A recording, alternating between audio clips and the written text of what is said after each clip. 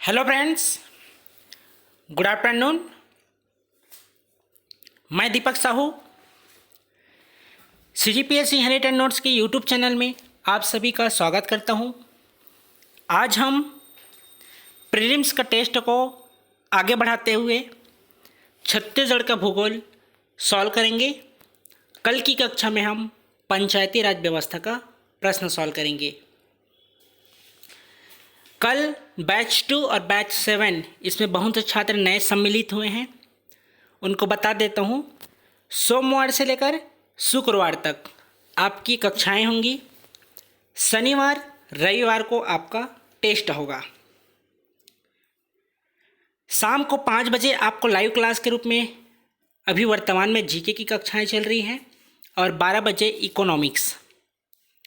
इसके अलावा संविधान और लोक प्रशासन की भी कक्षा चल रही है, जो रजिस्ट्रेशन करवाने पर ही आप उसका लाभ ले सकते हैं। सुबह मेंस आंसर राइटिंग वालों के लिए 9 बजे प्रश्न दिया जाता है वीडियो के माध्यम से, जिसका मॉडल आंसर आपको रात को 9 बजे मिलता है। तो देख लीजिएगा, मेंस आंसर राइटिंग अगर करना होगा तो मेंस ग्रुप भी ज्वाइन कर सकते हैं, रजिस्ट्रेशन करवाना पड़ेगा।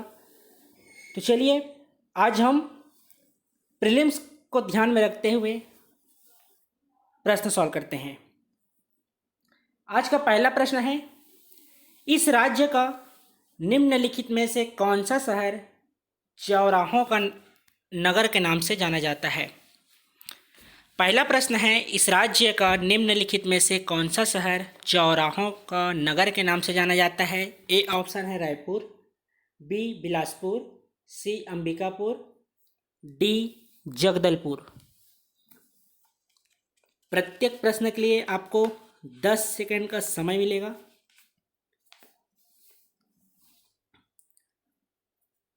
तो कौन सा हो जाएगा? चौराहों का शहर किसे कहा जाता है जी? ऑप्शन डी जगदलपुर को। ठीक है, याद रखेंगे जो काकतीय शासक थे रुद्र प्रताप देव, इनके द्वारा ही जगदलपुर को चौराहों के शहर के रूप में बसाया गया था, जिसे चौराहों का नगर जगदलपुर को कहा जाता है। चलिए सभी लाइव चैट में बताइएगा, क्वेश्चन पूछते जा रहा हूं आपसे। छत्तीसगढ़ का कश्मीर किसे कहा जाता है?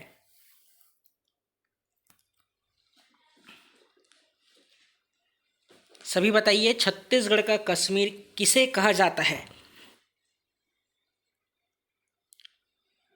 ठीक, चैतुरगढ़ को कहा जाता है। छत्तीसगढ़ का शिमला किसे कहा जाता है?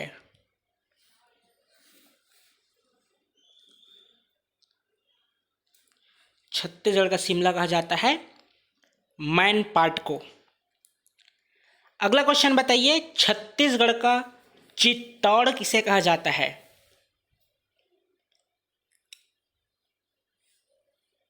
छत्तीसगढ़ का चित्तौड़ किसे कहा जाता है? लाफागढ़।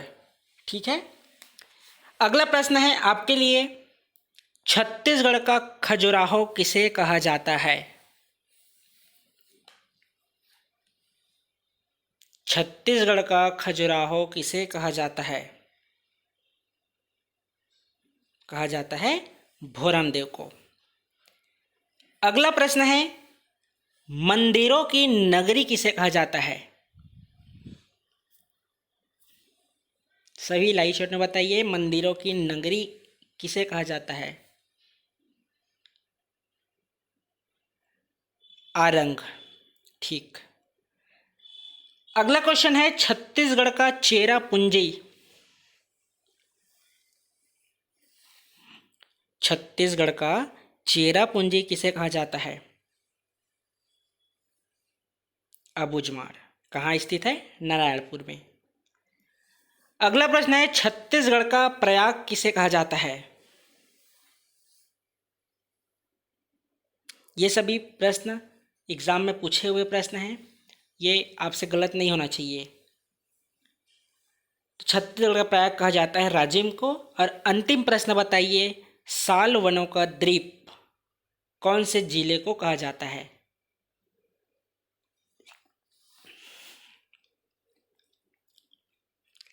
साल वनों का द्वीप कहा जाता है बस्तर को।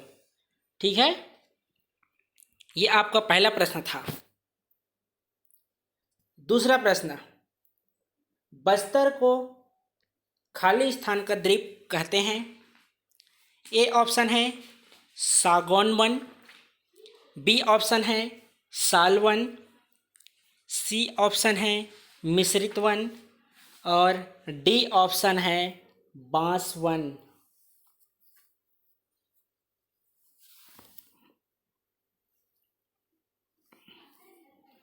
याद रखेंगे, बस्तर को साल वनों का द्वीप कहा जाता है। अभी कुछ देर पहले देखे हैं। चलिए बताइए तो, जांजगीर चांपा जो जिला है उसके अंतर्गत कितने तहसील हैं? जांजगीर चांपा जिले के अंतर्गत कितने तहसील हैं?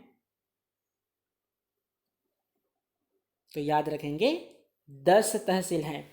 वही सबसे न्यूनतम नारायणपुर में कितना है जी?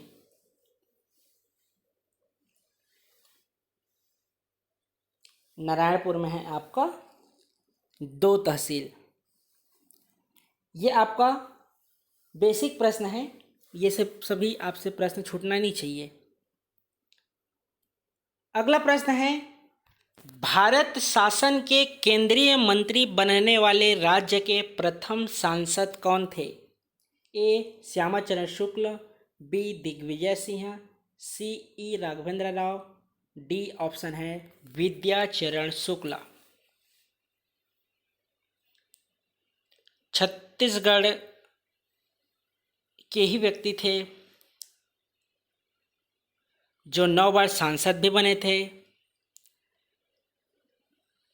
तो भारत शासन के केंद्रीय मंत्री बनने वाले राज्य के प्रथम सांसद थे विद्याचरण शुक्ला, ऑप्शन डी, जो छत्तीसगढ़ में सर्वाधिक बार 9 बार सांसद बनने का रिकॉर्ड इनके नाम में दर्ज है। ठीक है, अगला प्रश्न है, पृथक छत्तीसगढ़ हेतु गठित समिति एवं वर्ष सुमेलित नहीं है। दिए हुए विकल्प में कौन सा सुमेलित नहीं है आपको बताना है। छत्तीसगढ़ महासभा 1956, छत्तीसगढ़ संग्राम मंच 1983, छत्तीसगढ़ भ्रातृत्व संघ 1976, पृथक छत्तीसगढ़ पार्टी 1983। बताइए कौन सा सुमेलित नहीं है। चलिए आंसर बताते जाइएगा। छत्तीसगढ़ महासभा 1956, यस या नो, सही है कि गलत है? यह आपका सही है। ठीक है, छत्तीसगढ़ महासभा। दूसरा है छत्तीसगढ़ संग्राम मंच, सही है कि गलत है? 1983।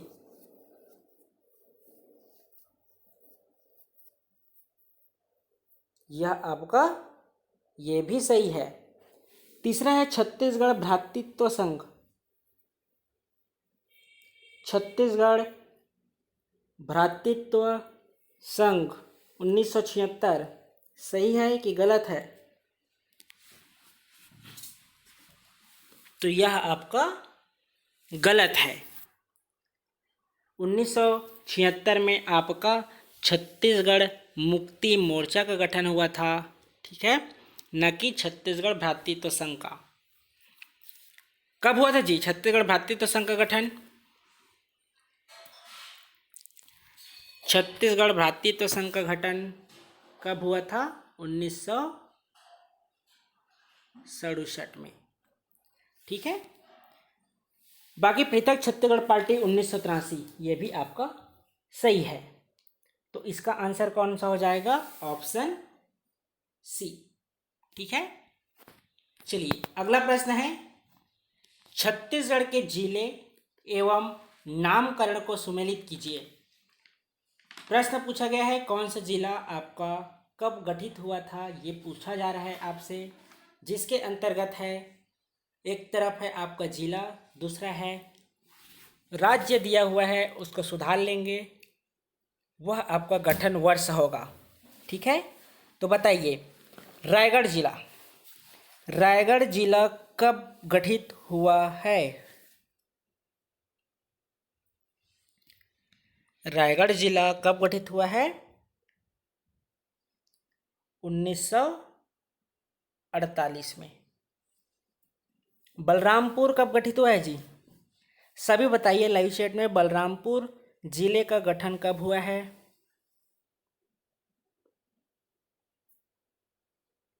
2012।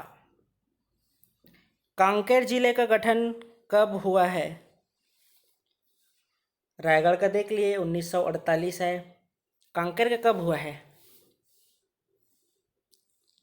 कांकेर का भी हुआ है 1998 में।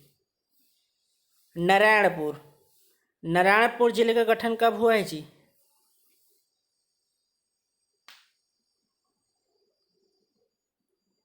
नारायणपुर जिले का गठन हुआ है 2007 को।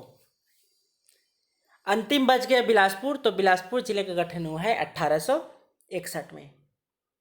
इस तरह से जब भी प्रश्न आपसे एग्जाम में पूछा जाए तो कूट मिलान के स्थान पर एक का ए बी सी इस तरह से लिखकर सॉल्व कीजिएगा।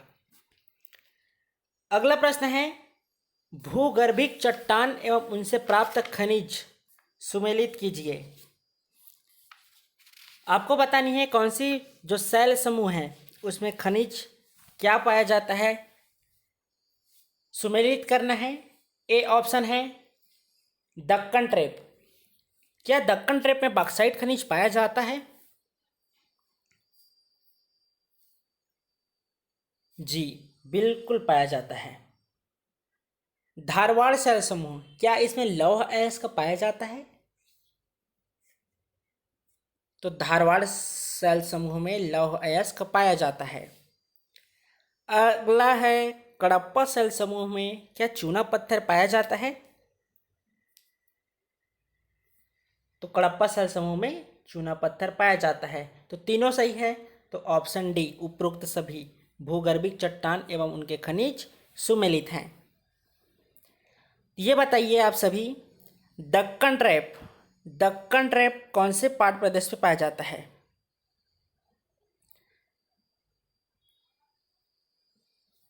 जब आप प्राकृतिक विभाजन देखेंगे तो कौन से विभाजन के अंतर्गत दक्कन ट्रैप पाया जाता है? तो जसपुर सामरी पाट।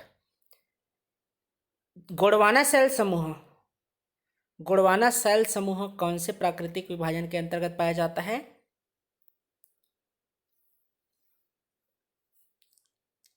पूर्वी बघेलखंड का पठार।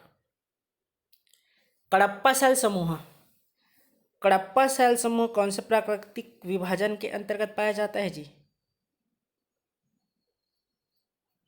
तो याद रखेंगे, कडप्पा शैल समूह पाया जाता है छत्तीसगढ़ का मैदान, जो कि छत्तीसगढ़ का मध्य वाला हिस्सा है, जिसके कारण छत्तीसगढ़ को धान का कटोरा भी कहा जाता है। चौथा बताइए दंडकारण्य। इस क्षेत्र में धारवाड़ ग्रेनाइट और नीस शैल समूह पाए जाते हैं। ठीक है, तो बताइए पूर्वी बघेलखंड का पठार का क्षेत्रफल प्रतिशत कितना है? पूर्वी बघेलखंड पठार का क्षेत्रफल प्रतिशत कितना है? 16.16%। जसपुर सामरी पाट प्रदेश का कितना है जी?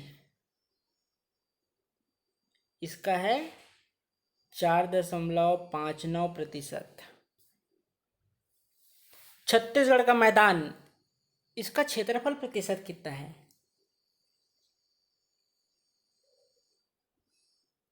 उसका है 50.34%।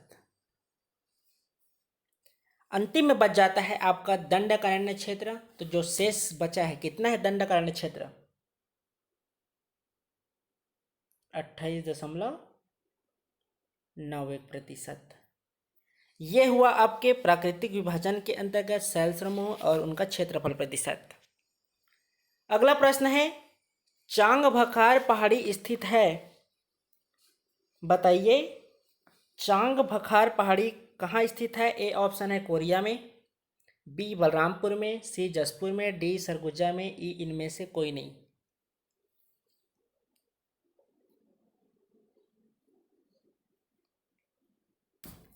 चांग बकार पहाड़ी स्थित है, ए कोरिया में, बी बलरामपुर में, सी जसपुर में, डी सरगुजा में और ई है इनमें से कोई नहीं। तो कहाँ स्थित है जी चांग बकार की पहाड़ी?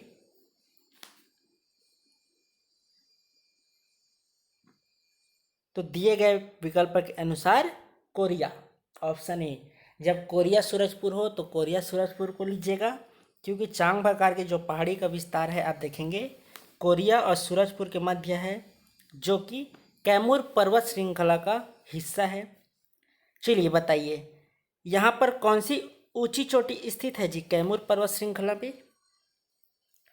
चांग बकार की पहाड़ी के अंतर्गत, इसके अंतर्गत ऊंची चोटी है देवगढ़। ठीक है, याद रखेंगे देवगढ़ है। कितना है जी ऊंचाई उसका?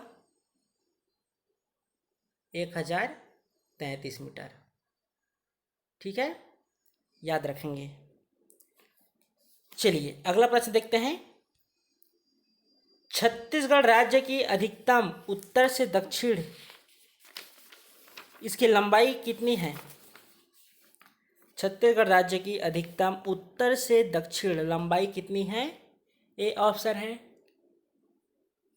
500 से 600 किलोमीटर, बी है 600 से 700 किलोमीटर, डी ऑप्शन है, सी ऑप्शन है 400 से 500 किलोमीटर, जबकि डी ऑप्शन है 700 से 800 किलोमीटर। कौन सा हो जाएगा? Option D. याद रखेंगे उत्तर से दक्षिण की लंबाई है 700 से 800 किलोमीटर के मध्य, जबकि वहीं आप देखेंगे पूर्व से पश्चिम की चौड़ाई कितनी है? बताइए पूर्व से पश्चिम की कितनी है जी? 435 किलोमीटर। ठीक है, याद रखेंगे कि पूर्व से पश्चिम 435 है, जबकि छत्तीसगढ़ राज्य की उत्तर से दक्षिण 700 से 800 किलोमीटर है। अगला प्रश्न है वाटरफॉल से, जलप्रपात से। तो चलिए बताइए, अमृत धारा एक तरफ आपका वाटरफॉल है, दूसरी तरफ आपके रिवर नदी है, कि कौन से नदी पर स्थित है? सीधा आंसर बताते जाइएगा, एक दो मत बताइएगा। अमृत धारा जलप्रपात कौन सी नदी पर स्थित है? नदी का नाम बताइए, 1 2 3 मत लिखिए। अमृत धारा जलप्रपात है, बताइए। हसदेव नदी पर। कोटली वाटरफॉल कौन से नदी पर है जी? कोटली जलप्रपात कौन सी नदी पर है? कन्हार। ठीक है। गुप्तेश्वर जलप्रपात कहाँ है जी? तो याद रखेंगे गुप्तेश्वर जलप्रपात है कोलाब नदी पर, जबकि शेष बच गया पवई, तो पवई जलप्रपात है आपका चनान नदी पर। अगला प्रश्न जलप्रपात से ही संबंधित है, जिसके अंतर्गत आपसे पूछा गया है रानी दरहा जलप्रपात कहाँ है, मलाज कुंडम जलप्रपात कहाँ है, सातधारा जलप्रपात कहाँ है और तीरथगढ़ जलप्रपात कहाँ है। ये आपके एक तरफ जलप्रपात है, आपको बतानी है नदी के बारे में। तो बताइए रानी दरहा ये जलप्रपात कहाँ स्थित है? ऑप्शन ए सबरी नदी पर। अगला प्रश्न है मलाज कुंडम जलप्रपात कौन से नदी पर स्थित है? कांगेर नहीं, मलाज कुंडम जलप्रपात है आपका दूध नदी पर। सातधारा जलप्रपात कौन सी नदी पर है जी? सातधारा जलप्रपात है आपका इंद्रावती नदी पे। चलिए बताइए तीरथगढ़ जलप्रपात कहाँ है, कौन सी नदी पर है? कांगेर नदी पर। ठीक है, ये हुआ आपका कांगेर नदी पर तीरथगढ़ जलप्रपात।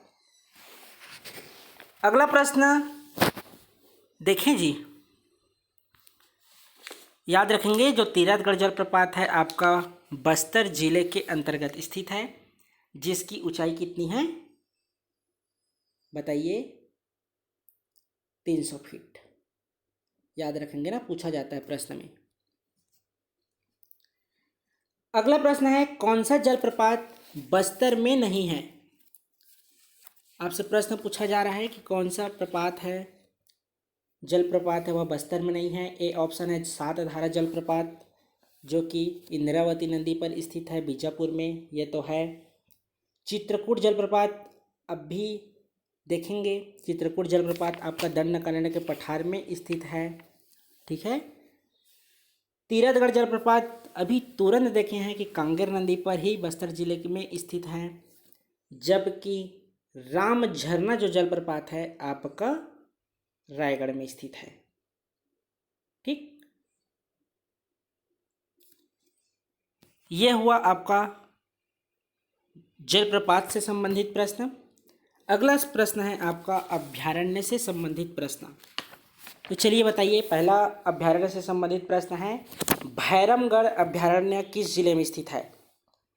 भैरमगढ़ अभ्यारण्य किस जिले में स्थित है। ए ऑप्शन है बीजापुर, बी ऑप्शन है दंतेवाड़ा, सी है कबीरधाम, डी है जसपुर और ई है इनमें से कोई नहीं। भैरमगढ़ अभ्यारण्य किस जिले में स्थित है जी। ऑप्शन ए बीजापुर जिले में स्थित है आपका भैरमगढ़ अभ्यारण्य। अगला प्रश्न है भोरमदेव अभ्यारण्य का क्षेत्रफल कितना है। भोरमदेव का पूछ रहे हैं ना कि भैरमगढ़ का। ए ऑप्शन है 163, बी 139, सी 153, डी है 231। भोरमदेव अभ्यारण्य का क्षेत्रफल कितना है, तो ऑप्शन ए, ठीक है, 163 किलोमीटर।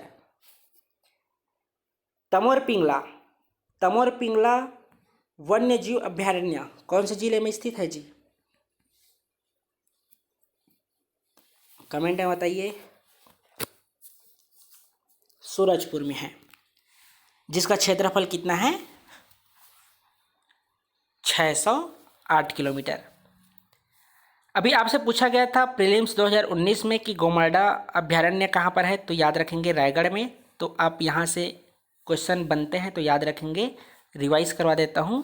तमोर पिंगला है आपका सूरजपुर में, सेमर सोत है बलरामपुर में, बादलखोल जसपुर में, गोमाडा रायगढ़ में, बारनवापारा महासमुंद, उदयंती गरियाबंद, सीता नदी धमतरी, अचानक मार्ग मुंगेली, भोरमदेव कवर्धा, भैरमगढ़ बीजापुर और पामेड़ ये भी बीजापुर। तो चलिए मेरा क्वेश्चन यह है कि सबसे पुराना वन्य जीव अभ्यारण्य कौन सा है। सबसे पुराना वन्य जीव अभ्यारण्य है आपका सीता नदी, जो स्थापित हुआ है 1974 में। वहीं बताइए सबसे नवीनतम वन्य जीव अभ्यारण्य कौन सा है। नवीनतम है आपका भोरमदेव अभ्यारण्य, नवीनतम है, जो कि कवर्धा जिले के अंतर्गत 2001 में स्थापित हुआ है। अगला प्रश्न है छत्तीसगढ़ में राष्ट्रीय उद्यान कितना है। ए ऑप्शन है 1, बी ऑप्शन है 3, सी ऑप्शन है 5, डी ऑप्शन है 7 और ई ऑप्शन है 9। तो छत्तीसगढ़ में राष्ट्रीय उद्यान कितना है, ऑप्शन बी। चलिए बताइए कौन कौन सा 3 है जी। छत्तीसगढ़ के राष्ट्रीय उद्यान कौन कौन से 3 हैं।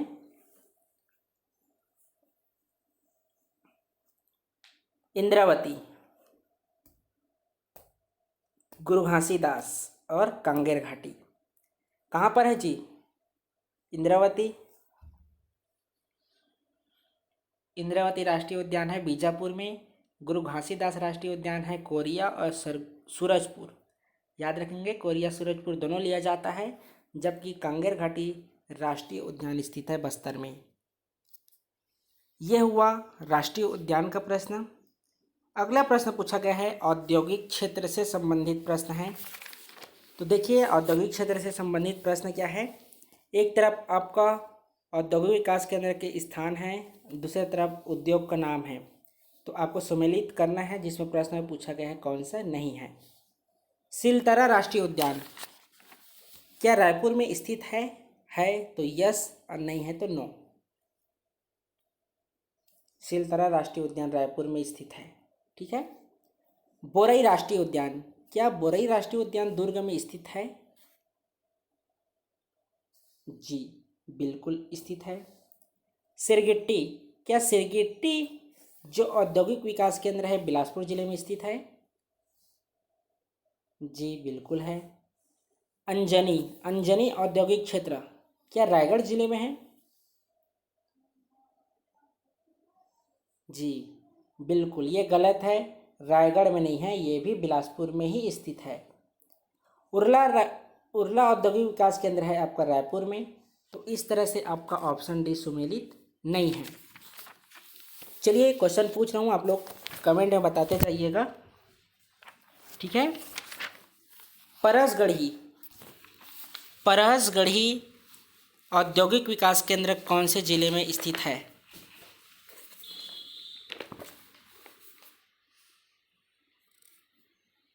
यह आपका स्थित है कोरिया जिले में। कापन एवं मुक्ता राजा ये दोनों औद्योगिक विकास केंद्र कहाँ स्थित है। कापन एवं मुक्ता राजा औद्योगिक विकास केंद्र है जांजगीर चांपा में। जसपुर में कौन सा है जी। जसपुर में बनगांव है। कांकेर में लखनपुर ही है। टेकनार तो आप सभी को पता होगा दंतेवाड़ा में है। चलिए मोस्ट इम्पॉर्टेंट प्रश्न, श्यामा तरई औद्योगिक विकास केंद्र कौन से जिले में है। यह आपका है धमतरी में। आप बताइए जोरा तराई कहाँ पर है। तो जब श्यामा तराई धमतरी में है तो जोरा तराई कहाँ है। तो जोरा तराई स्थित है राजनांदगांव जिले में। अगला है आपके लिए प्रश्न, बेलटुकरी औद्योगिक विकास केंद्र कौन से जिले में स्थित है। बेलटुकरी औद्योगिक विकास केंद्र है आपका गरियाबंद जिले में। आमासिवनी औद्योगिक विकास केंद्र कहाँ है जी। आमासिवनी औद्योगिक विकास केंद्र ये भी आपके रायपुर में स्थित है। महासमुंद में कौन सा है जी। महासमुंद में बिरकोनी है। सभी को पढ़े हैं ना, रिवाइज करा देता हूँ जो बच गया है। सूरजपुर में है नयनपुर गिरिवरगंज। रायगढ़ में है लारा ओपी जिंदल सियारपाली मोहापाली। बिलासपुर में है अंजनी बेलगहना दगोरी सिलपहरी सिरगिट्टी तिफरा और सेलर। मुंगेली में है खमरिया। कवर्धा में है हरिल छपरा। राजनांदगांव में है इंद्रावानी टेडेसरा विजय तल्ला पवन तल्ला महरूम खुर्द महरूम कला और जोरा तराई। दुर्ग में है बोरई, जबकि रायपुर में है सिलतरा उरला भनपुरी रावा भाटा तिल्दा तेंदुआ आमा सिवनी और बरतौरी। ये आपके राज्य में स्थापित प्रमुख औद्योगिक विकास केंद्र के बारे में था। इस तरह से आज छत्तीसगढ़ के भूगोल के प्रश्न को यहीं तक सॉल्व करते हैं। कल की कक्षा में पंचायती राज व्यवस्था का प्रश्न सॉल्व करेंगे। तो मिलते हैं फिर कल। और मेंस आंसर राइटिंग वाले जाइए आप लोग मेंस का लिखिए, शाम को 6 से 8 के बीच जमा कीजिएगा, जिसका मॉडल आंसर आपको कल मिल पाएगा। आज सभी के जो लिखे रहेंगे मेंस उसका फीडबैक भी दिया जाएगा और आपके अंकों के प्राप्तांक भी दिए जाएंगे। चलिए मिलते हैं फिर कल 12 बजे पुनः। आज के लिए धन्यवाद।